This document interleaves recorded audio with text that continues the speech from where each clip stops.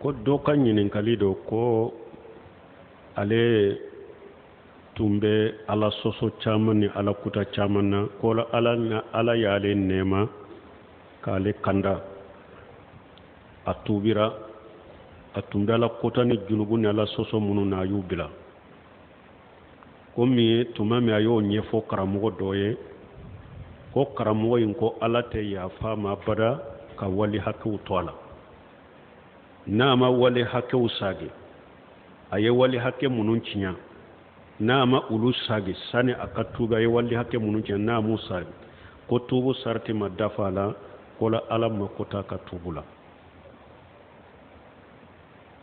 an bɛ min fɔ karamɔgɔw ye ala ko kuranɛ kɔnɔ wala taqfu ma laysa laka bihi ilm inna as-sam'a wal basara wal fuada kullu ulaika kana anhu mas'ula ala ko kana tugu fen ko ka kuma la min do ni ti bolo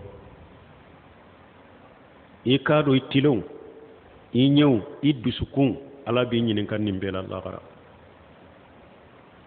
tuma mi ala ye junubu jate ka fulan ka foya fo aya fo ka fora ka wa taqulu ala allahi ma la ta'lamun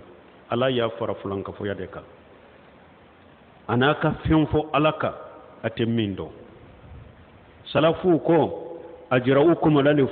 al-fatawa ajraukum ala an-nar ko abake ka jafar nyam minke kata fatwa fatawa ma ko abe ko mi aban jafar kata tasuma de ma ajraukum ala al-fatwa ajraukum ala an-nar donc hada madenki yire koroshi kuma la dinana ala kola ala ka dinala alaka kasur dellati bolo qur'ana kono ala ko tubu ba'uma qul ya ibadiy alladhina asrafu ala anfusihim la taqnatu min rahmatillah inna allah yaghfiru dhunuba jami'a ala ko cide ma fonka jonye munun dante mena uyere ka junubu chamanke ku kana jigitige ne ala kan nema la ne ala debe junube yafa fulan kafuya de kabbo ni junubu imbe me jiya kono ni tubira kabola ala bi ka tubu mina ala ko ni sara ka ina sera Allah gara de ma yafa titiye me ni tubira kabwa ala jiya kono ala bi ka tubu mina awa ala be ni sonjani jon tubu ye fana ci de ñom misaliya fone ako ala be ewa jon ka tubu aba mina kan ni sonjana komi na dola kele ni bi ka yere nan ka fen ka kungo kono na la atunu na ila ka mi jini ka dumune be bala iya nyini kungo kono ja jite dumune te yima soro e tara dairi do kono ibe sayama kono isi no gora asino to awulila doro anyaba kan nyame jole na kunna nyame nunjuru dilolembe irila ni sonja jugu bolo ayen na nyame nunjuru mina ako ala ede ne ka jonye ne yitigide akatawra ni sonja ko jugu boro akatawra kan ninfo awa ciden ko ni sonja ra cogo mede ni jon fana tobira kata alama ala ben ni sonja ka tubu koro katemeninka abi ka tubu mina kan ni sonja koro katemeninka wala don ke bawu yayira ni mo min ye wali hakke uciya ni tubira ka bo ula ni tubira ni shebiye ibe wali hakke nunu sadi ni shebiye ibe wali hakke nunu sadi ni setiye wali hakke nunu munun bi kanna ikatubu na minana ini alache ikatubu minana ikabara unyana yomal qiyamah don ala yere beseka ewa jurumani tigu juru saraye ka ekisi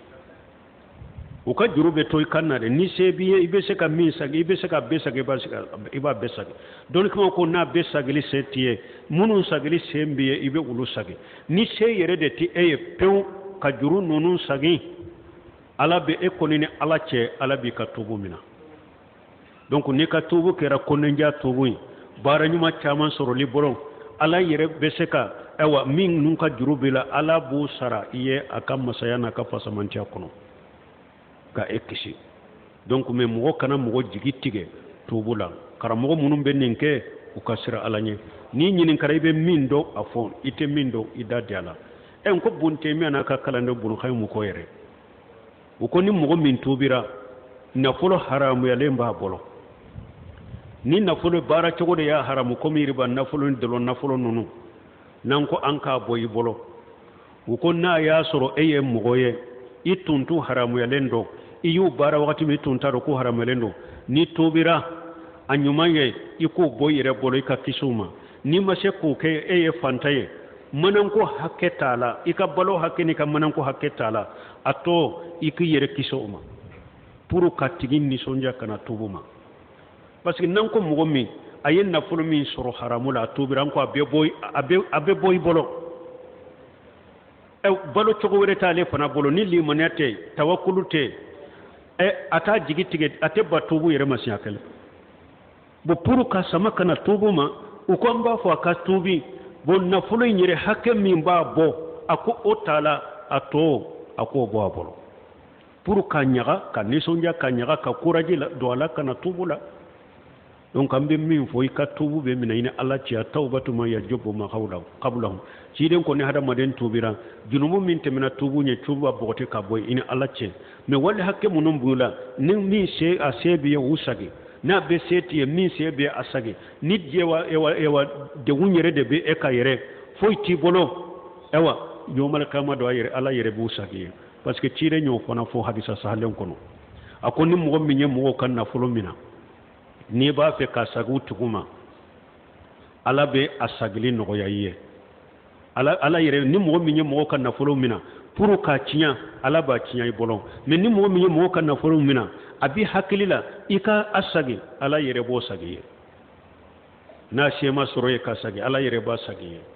donc atigambe ala dele ala ka tubu mina aka hakili sigi wali hake munum bala min ba bolo abo sagi ni fenta bolo yere fantando yere